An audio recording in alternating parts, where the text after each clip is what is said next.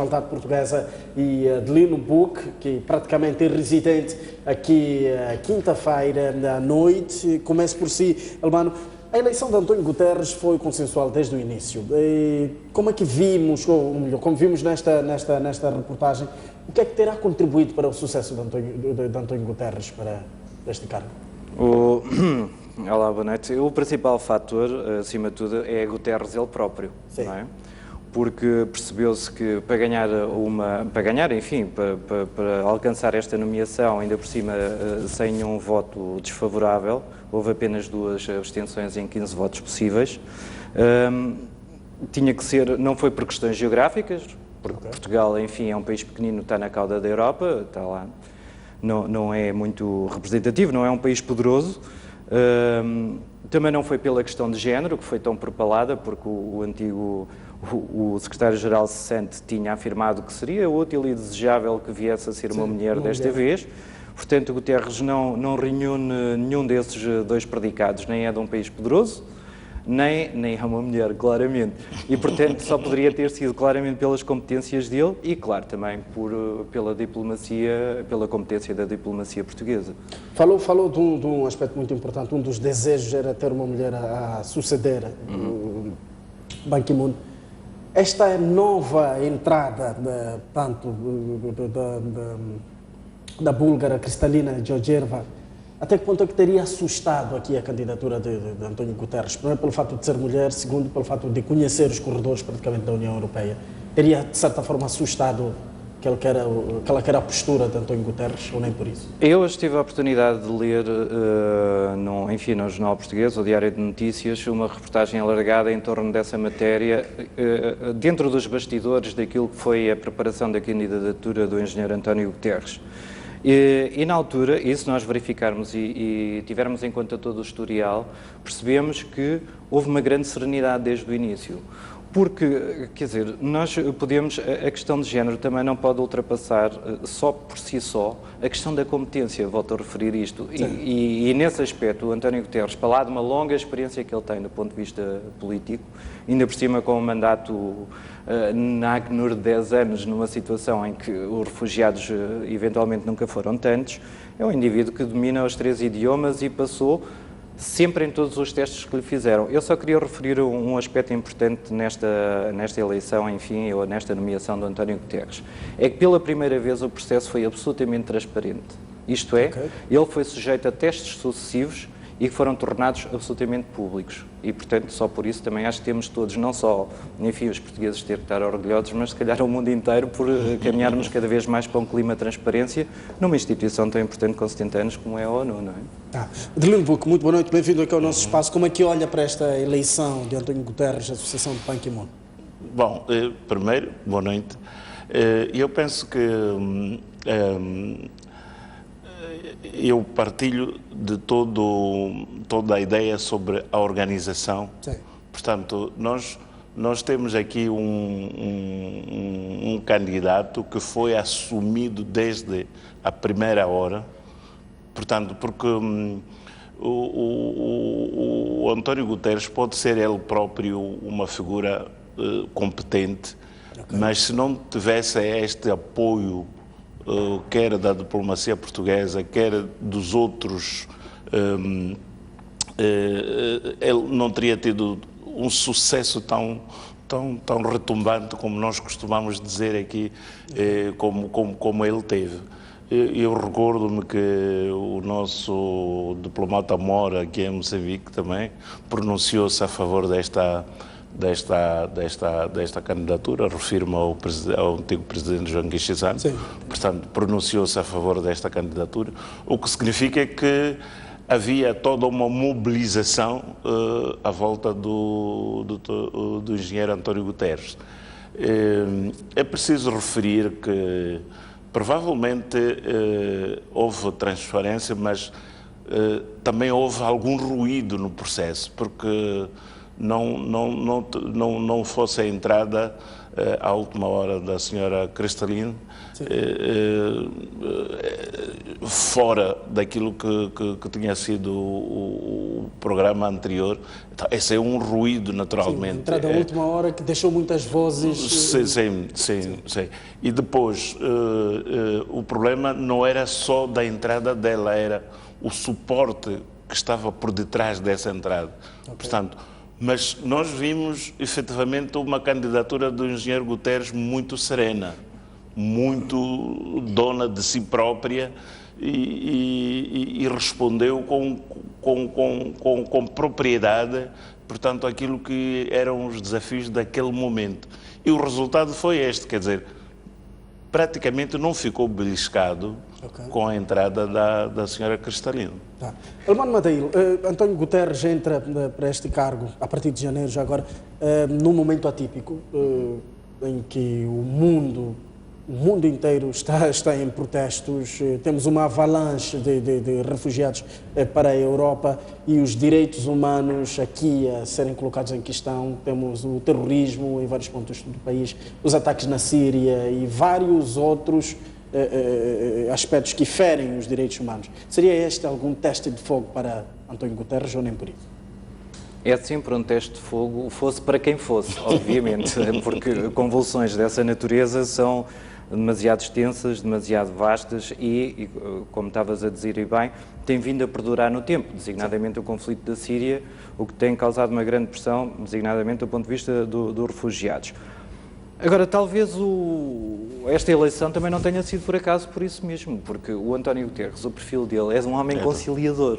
Okay. Aliás, o António Guterres foi primeiro-ministro de Portugal em 2 mandatos, não concluiu o segundo, enfim, mas sempre a governar em minoria. Ora, isto só se consegue levar um mandato até ao fim, pelo menos em Portugal, a governar em minoria, sendo um indivíduo capaz de estabelecer pontes. E foi isso claramente que ele fez. Na circunstância, ele tem atrás dele, como eu tinha dito há bocado, uma década de trabalho no terreno. De trabalho no terreno em prol dos refugiados. Portanto, são dossiês que ele conhece muito bem. Agora, talvez a pergunta é se, porventura, o Conselho, o Secretariado-Geral da ONU, tem capacidade, de facto, executiva para fazer algo em prol. E essa já é outra questão. E esse, creio eu, que será, eventualmente, e claramente o maior desafio de António Guterres na ONU, que é reformar uma instituição paquidérmica com 70 anos de idade, onde há 5 indivíduos que são todos iguais, mas mais iguais que os outros todos juntos, não é? Tá. Adelino Buque, a África no geral exige uma reforma no Conselho de Segurança, ou seja, que tenha pelo menos lugar permanente, que haja um país com lugar. De que forma é que António Guterres poderá trabalhar no sentido de acomodar este interesse? Bom, que olhar é que António Guterres deve dar especial à África?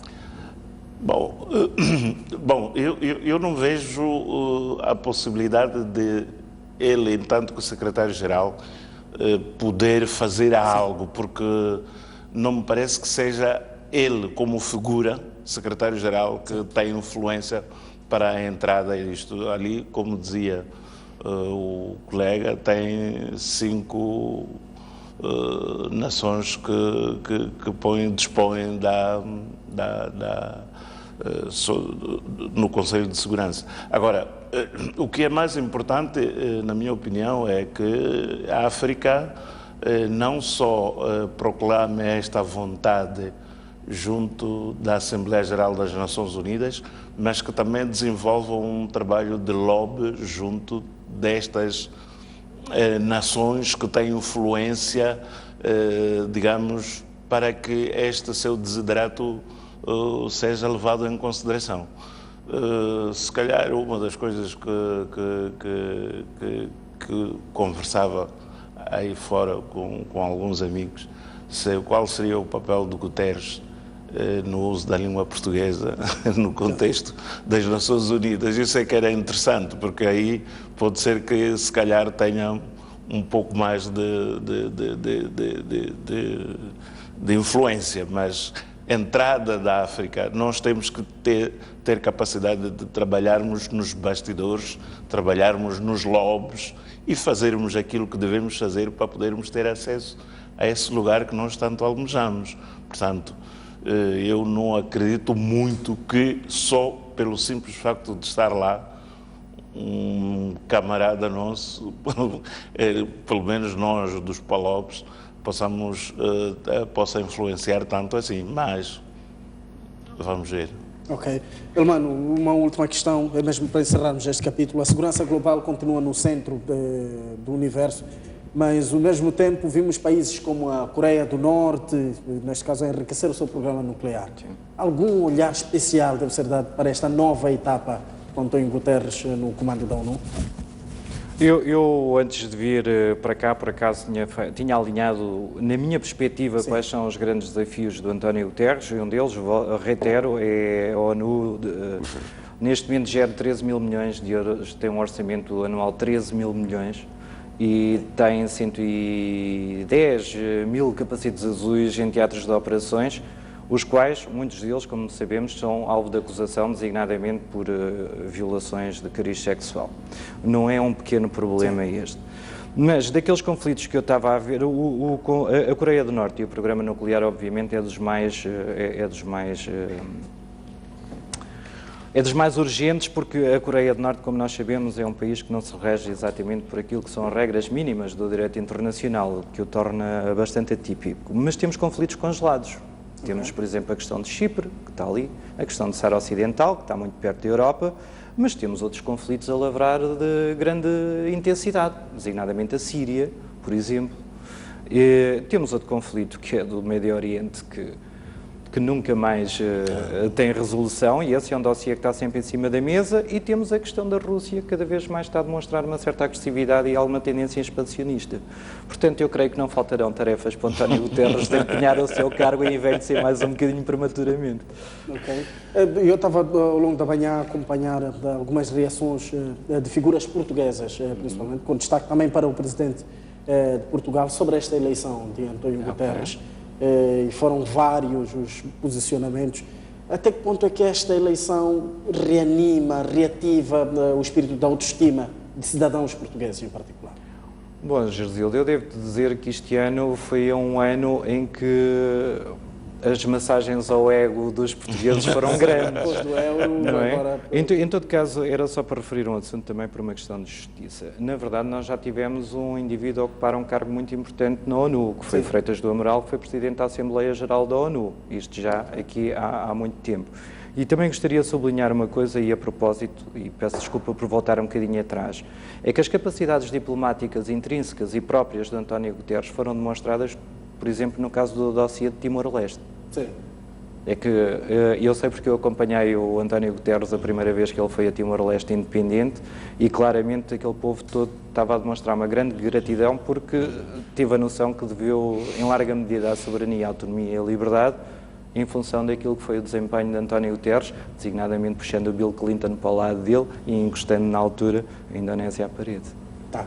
Mano, eu agradeço a si em particular, porque no agradeço. próximo tema vamos voltar apenas com Adelino Buque. Muito obrigado pela sua presença nos nossos estúdios. Estávamos em conversa com Elmano Madail, jornalista, cidadão português, mesmo em volta desta eleição de António Guterres ao mais alto nível cargo da ONU. Vamos agora olhar para um dos temas que domina a semana. Os economistas Arlindo Langa e Faisal Sersani defendem que o Mozabanco foi vítima da situação financeira como boa do seu parceiro português, ou melhor, pouco boa do seu parceiro português, o Novo Banco, que deriva do problemático Banco Espírito Santo. Agora, Langa diz que houve má gestão, mas Sersani rebate e diz que não houve problemas de gestão no Mozabanco. Mas no meio de tudo isto, fica claro que a parte portuguesa desistiu deste banco. Este é um banco que ainda estava em fase embrionária, começava a dar os seus passos, cresceu muito sim, por gestão eficiente que teve, mas ainda dava os seus primeiros passos. Era um banco que iria, nos próximos tempos, ainda depender de muita injeção de capital. Seria um banco que, sem esta injeção de capital, não teria pernas para andar. Então, a parte portuguesa desistiu. O próprio Novo Banco é um banco de transição. É um banco de transição, quer dizer que o Banco Espírito Santo de Portugal entrou em falência. O Estado português fez uma intervenção no banco e dividiu o Banco Espírito Santo tem dois bancos. Sim, o banco que vai gerir as dívidas mal paradas e fazer a cobrança, e outro banco com os ativos susceptíveis de serem transformados em meios líquidos de pagamento, que é o novo banco. Mas o novo banco é transitório, quer dizer que não é um banco definitivo e não podia fazer expansão de investimentos em Moçambique. Portanto, havia crise no Moçambique de investimentos que não eram possíveis de ser realizados. Portanto, o novo banco foi vítima, o Moçambique foi vítima da situação, da má gestão que aconteceu com o Banco Espírito Santo em Portugal. Quanto à gestão do banco, os economistas divergem de opinião. Que houve problemas de gestão, isso é que chamam de problemas de gestão. Quando o Banco de Moçambique lhe diz quais são as provisões regulamentares mínimas que você tem que criar, através de avisos, como é que deve comprar títulos, obrigações de tesouro e por aí fora, até que limite você pode fazer. E, quer dizer, existem normas, estas normas prudenciais definidas pelo Banco de Moçambique, e o Banco de Moçambique de vez em quando vai verificar se estão sendo cumpridas, verifica que não, aqui há problemas e intervém. Então quer dizer que há problemas de gestão. É complicado nós falarmos de problemas de gestão num banco quando ele apresenta um baixo nível de crédito mal parado. Portanto, um banco que diz que tem problemas de gestão, entretanto, o crédito mal parado é muito baixo, então realmente passa a ser ambíguo. Normalmente, o principal indicador da gestão de um banco é aquilo que é o crédito mal parado. Se o crédito mal parado é baixo, que é o que se diz que aconteceu com este banco, então isso já é um motivo para se acreditar na gestão que este banco teve. A verdade, o que acabamos de acompanhar são as reações em volta tanto da intervenção do Banco Central ao Moçambique devido a problemas financeiros por parte do banco. Neste caso, a gestão do Moçambique irá passar para o Banco Central. Adelino, como é que olha para este episódio? Aliás, um banco que tinha sinais claros de crescimento, de repente, uma notícia destas, estaremos perante o cenário da crise à flor da pele que o país está a viver? Sim, muito obrigado. Eu penso que há aqui muitas formas de ver o mesmo problema, sim, o que é bom. Há muitas pessoas que olham para as coisas dos vários ângulos, mas eu penso que é preciso retermos aquilo que a diretora da supervisão bancária, sim, se referiu. Administradora, neste caso. Administradora, exatamente, da supervisão bancária, quando disse que o banco não tem problemas de crédito mal parado, portanto está situado na ordem de 8%, o que significa que está ligeiramente em cima ao aconselhado, mas não é por aí que o banco teve problemas. O banco teve problemas de liquidez. Okay. E o problema de liquidez não é um problema que surpreendeu os gestores do banco, como se pode tentar depreender de algumas reações. Não houve surpresa, porque em sede da Assembleia Geral, os acionistas, os gestores do banco apresentaram a necessidade de recapitalização. Okay. Portanto, houve, do meu ponto de vista, a incapacidade de injeção financeira, o que criou esta situação toda. Aliado a isto, as alianças do próprio Moçambique, do ponto de vista externo, sim, foram problemáticos, como foi visto, o BES e o tal homem asiático, portanto, foram problemáticos. No lugar de trazerem... Mas 50% dos acionistas era moçambicana. Mas aqui é onde reside a grande questão. Nós temos que reconhecer que vontade não faltou, sim, a capacidade de gestão está lá. Portanto, se o Banco Central reconhece isso, significa que está lá. Okay. Mas não temos dinheiro. Este aqui é o fundamental. Não temos dinheiro. Os moçambicanos acionistas não tiveram dinheiro para injetar no banco, para lhe dar a liquidez que precisava. Mas este diagnóstico tinha sido feito. Eles sabiam que era preciso fazer, não tiveram capacidade de fazer e o banco está na situação em que está agora. Este episódio do Moza Banco será o prenúncio anticâmara daquilo que pode ser parte dos bancos centrais face a esta crise que o país atravessa? Dos bancos comerciais. Dos bancos comerciais. Eu penso que sim, porque sobretudo os bancos que procuram viver sem um suporte de um banco já previamente estabelecido, sim, não é? É curioso que estivemos a ver, aliás, a STV passou hoje uma notícia sobre o Banco Único, sim, que tem um suporte do Nedbank, sim, não é? Quer dizer, os outros bancos nacionais também têm outros suportes mais ou menos fortes comparados àquilo que tinha sido o suporte do Moza Banco. Portanto, aqui eu penso que nós teremos sim problemas, porque eventualmente teremos problemas, sobretudo nos bancos que se querem afirmar com base no nacionalismo, okay, não é? É importante que se calhar os gestores se dispam deste princípio de nacionalismo, não é, na área financeira, porque está provado que... Preciso procurar aliados fortes. Sim. E que têm know-how na gestão da banca, e que o simples facto de gozarmos da nossa bandeira, cobrirmos-nos da bandeira, não é suficiente.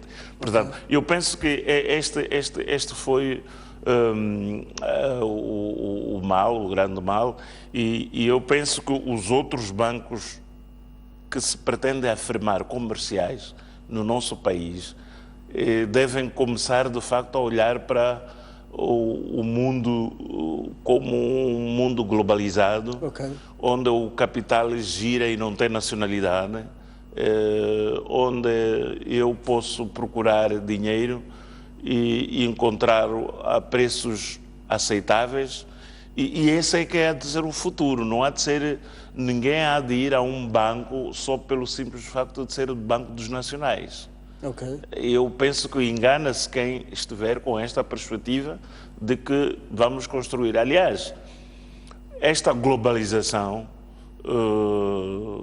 que nos encontra num período em que já estávamos mais ou menos nos 30 anos de independência,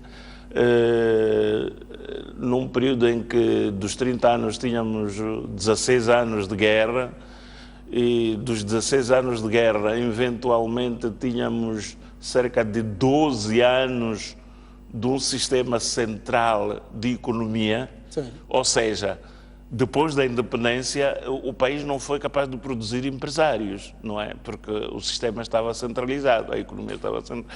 Então, nós não podemos pensar que de repente vai aparecer super empresários que possam dominar a economia. Temos que nos redimir à realidade, quer dizer, temos que pôr os pés no chão, senão o colonialismo não tinha sido uma coisa má. Okay.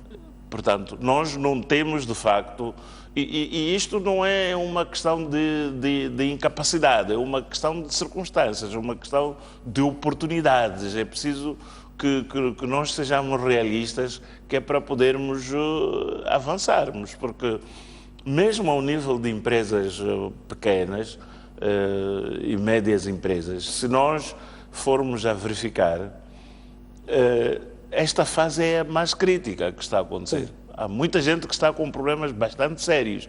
Porquê? Porque nós não temos nenhuma acumulação.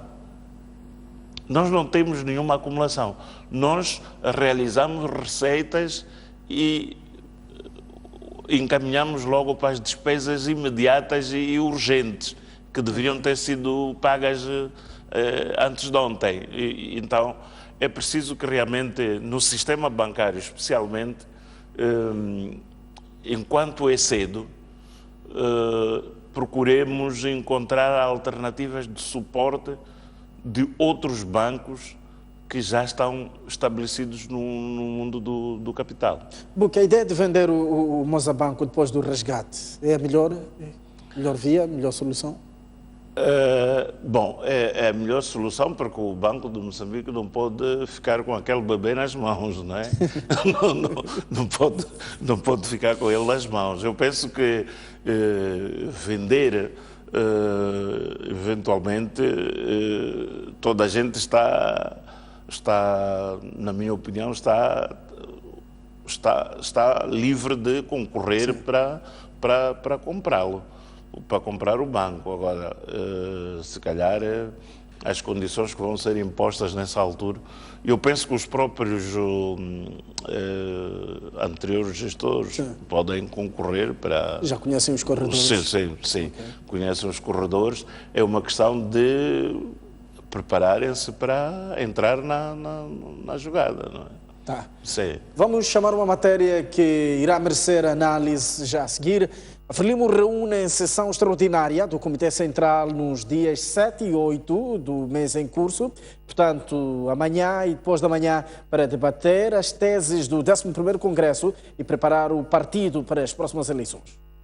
Tem lugar de 7 a 8. O partido no poder chamou a imprensa esta quinta-feira para anunciar a realização do encontro e apresentar os assuntos que estarão em debate, onde o destaque vai para a preparação do 11º Congresso. Esta sessão extraordinária vai apreciar as diretivas sobre as eleições internas. Estas diretivas que vão nortear o processo de eleição dos delegados ao nível dos órgãos de base, desde os comitês de círculo, de zona, distrital e provincial, para o processo de eleição de delegados, às conferências e ao Congresso. De acordo com o porta-voz da Frelimo, António Niquice, a reunião, que vai decorrer na Escola Central do Partido na Matola, vai também apreciar as recomendações produzidas ao longo do encontro de quadros da semana passada. Existem documentos que devem ser apreciados e aprovados em sede do Comitê Central. Como sabem, a Conferência de Quadros é um órgão consultivo, enquanto que o Comitê Central é um órgão deliberativo. E, neste contexto, existem recomendações que foram produzidas ao longo dos ricos debates durante a 10ª Conferência Nacional de Quadros, que vão ser submetidas à apreciação da 3ª Sessão Extraordinária do Comitê Central. Niquice disse que o encontro será mais um momento de reforço da democracia interna do partido e de revisão do código de conduta dos seus membros. Portanto, teremos eleições internas que vão culminar com a revitalização, com o fortalecimento da ação do partido a todos os níveis. António Niquice admitiu que a 3ª sessão extraordinária do Comitê Central da Frelimo poderá discutir outros aspectos pontuais de interesse do país, como a atual situação política e económica. Este assunto vai merecer análise logo depois do intervalo com Adelino Puc, nosso convidado de Noite Informativa. Voltamos já a seguir.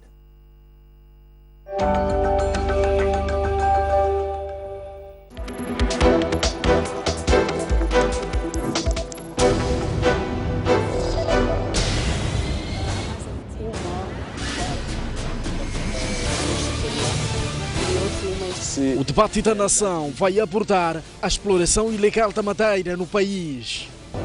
Mais que a estatística, acho que o mais importante é a natureza dessa exploração.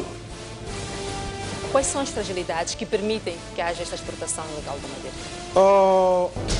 Neste momento é prematuro dizer quais são os resultados. Estamos desafiados, tanto a MoMA como o garante da legalidade e todos os moçambicanos, para tomarmos medidas desta ação do furtivo. A vista grossa que é feita pelas alfândegas, também isso é visível. O Estado moçambicano tem que pôr mão dura às leis que são concebidas. Se de facto não tivermos florestas, praticamente não teremos gente. Os nossos dados falam de 100 milhões de dólares de exportação da madeira para a China. mas na China reportam 400 milhões de dólares. O problema central mesmo é da corrupção. Todos aqui pouco sabemos o que é acordar e dormir ao lado de uma floresta. A não perder aqui na STV Notícias, quinta-feira às 23 horas.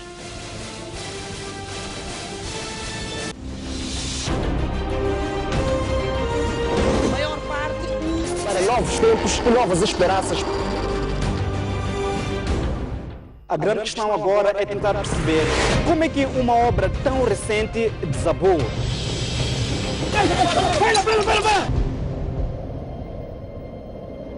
Os animais perdem a luta pela sobrevivência.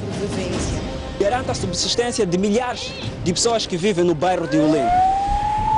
Apesar de todos os episódios de insegurança, as embarcações são a única alternativa para... Nesse terreno pequeno viviam 5 famílias. Apesar, é sempre bom ter um maior cuidado.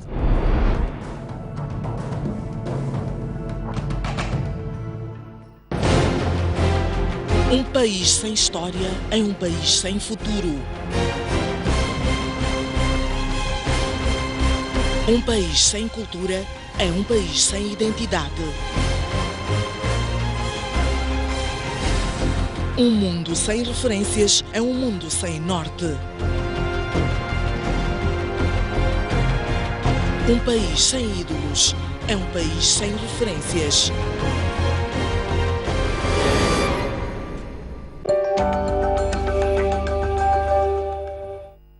Uma vez mais, muito boa noite. Estamos de volta aqui ao Noite Informativa, a hora reservada à análise. Ao longo da primeira parte, olhamos para 2 temas. António Guterres na linha da frente da ONU e ainda o resgate do Moçambique, parte do Banco Central. A esta altura vamos olhar... Vamos fazer o balanço ou análise, portanto, dos 3 dias de reunião de quadros, parte da Frelimo, e a antevisão, tanto do Comitê Central, que decorre amanhã e depois da manhã. Uma vez mais, muito boa noite, Adelino Buque. Na sua visão, o que é que esteve em mesa? É verdade que fomos escolhendo, a imprensa foi colhendo um e outro comentário, um e outro balanço, e volta da reunião de quadros, mas qual foi de facto o prato forte deste encontro dos membros da Frelimo, dos quadros da Frelimo? Bom, eu devo dizer que também não estive. Sim. E toda a abordagem que pode ser feita é baseado naquilo que foi a informação que foi veiculada. Eu penso que aquilo que é público, o discurso do Presidente da Frelimo, da Frelimo, neste caso. O discurso do Presidente da Frelimo dominou aquilo que foram os debates, pelo menos do lado de cá de fora, nomeadamente quando se referia ao respeito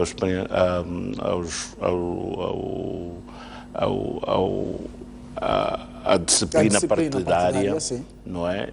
Respeito aos órgãos hierarquicamente instituídos dentro do partido, quando se referiu ao facto de que ninguém particularmente é mais importante do que o partido. Portanto, eu penso que estas terão sido os chavões deste encontro. Todo o resto girou mais ou menos à volta desta questão. É verdade que houveram debates de temas específicos em lugares específicos, mas aquilo que veio e dominou a opinião pública foi este discurso inicial do presidente do partido. E eu penso que foi um discurso que, do ponto de vista interno, não me parece que tenha sido muito explorado do ponto de vista de debate interno. Porque toda a comunicação que veio fora, creio que não teve o condão de atacar efetivamente aquilo que são as questões relacionadas com esta questão da disciplina interna do partido, não é? Não houve a hombridade de olhar para as questões hierárquicas internas também, do ponto de vista de comunicação, do ponto de vista de pronunciamentos, etc.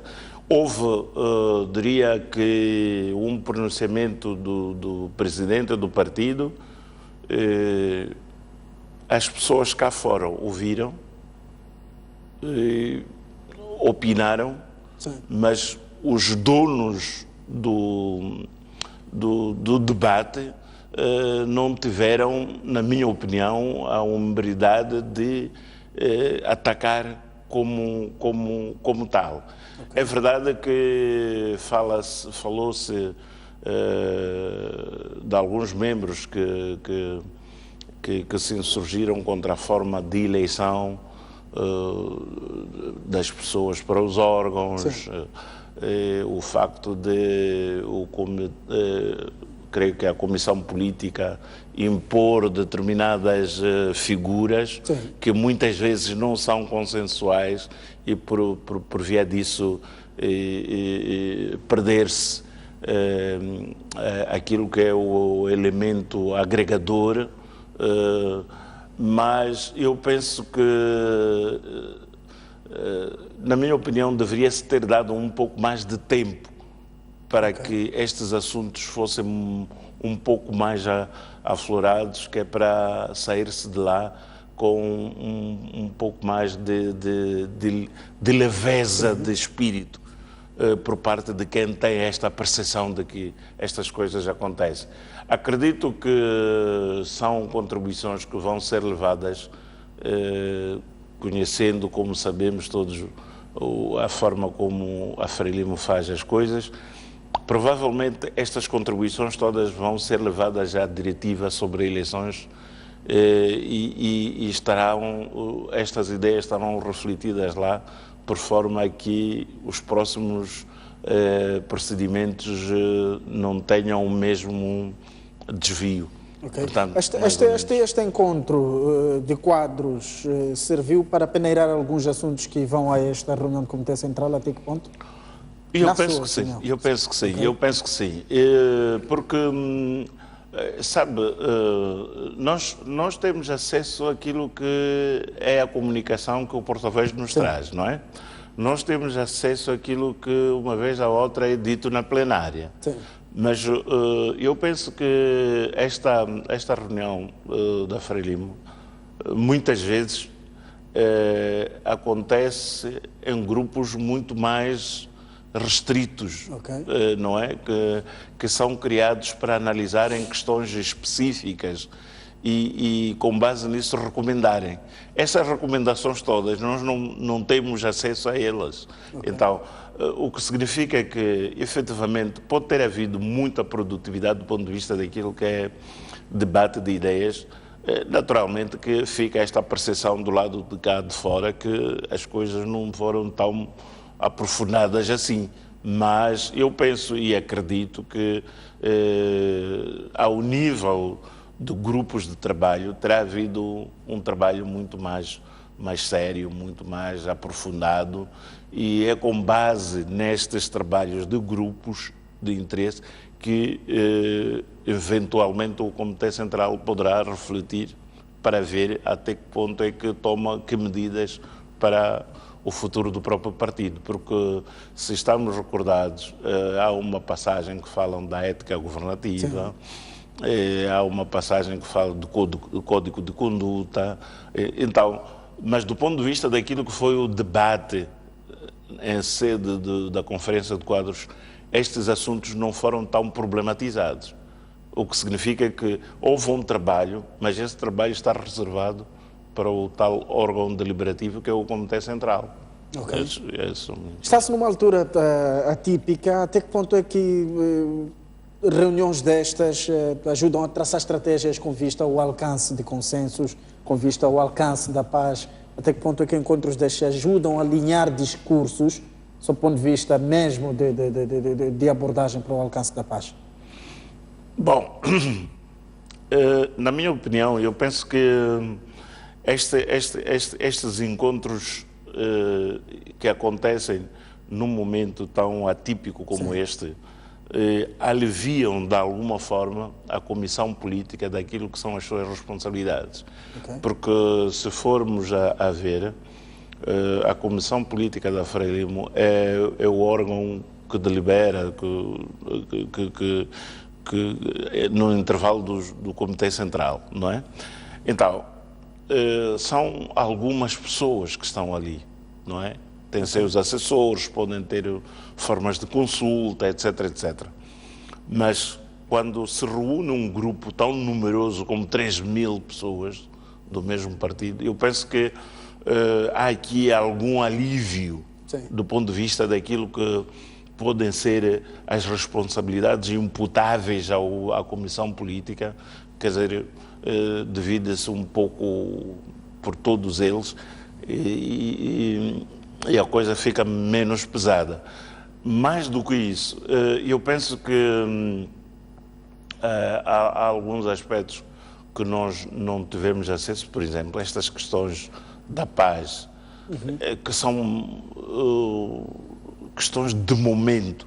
Não é possível, quer dizer, uma pessoa, uma organização, mesmo que ao nível de família, reunir e não abordar a questão da paz. Quer dizer, digo família, digo onde está a esposa, o marido, filhos, falam da paz, porque é o assunto de momento.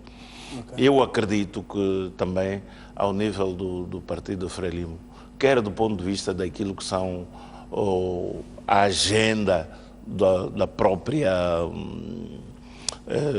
comissão mista, mandatada, eu penso que haverá gente a trabalhar para poder aconselhar, ainda que não seja um assunto mediatizado, mas haverá naturalmente alguma forma de oferecer alguns aportes para que as coisas sejam feitas desta forma. Aliás, não fosse por isso que durante esta conferência foi recorrente ouvir-se dizer que a paz não se consegue com base em chantagens. E eu penso que era mais ou menos uma abordagem muito ligada àquilo que é o diálogo para o alcance da paz. Adelino Buque, muito obrigado pela sua presença nos nossos estúdios. Vamos encerrar este espaço de entrevista, agradecendo e aguardando por si numa próxima oportunidade. Muito obrigado. Vamos a esta altura olhar para outras